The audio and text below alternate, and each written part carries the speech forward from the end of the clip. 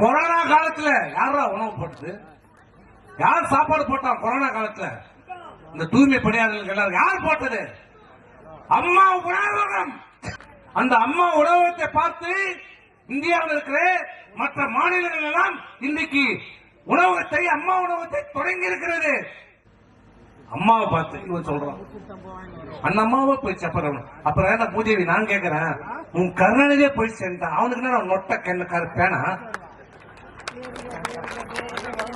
கருணாநிதியே போய் சேர்ந்தான், அவனுக்கு என்ன கலைஞர் பேர்ல நூலகம்?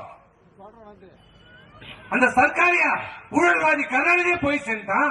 அப்புறம் கருணாநிதி நூற்றாண்டு வளைவு, என்னடா வளைவு வந்து நொட்ட உனக்கு வைக்கிற?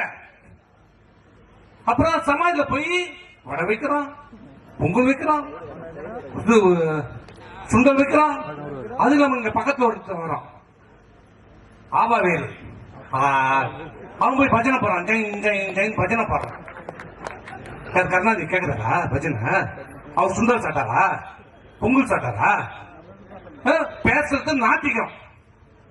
நம்ம ஏண்டா விபதி வைக்கிற, குங்குமம் வைக்கிற, ராமர் என்ன எந்த இந்திய கலைஞர் பச்சை கேட்டவன் கருணாநிதி சமாஜத்தை போய் சுண்டல் வைக்கிறான்.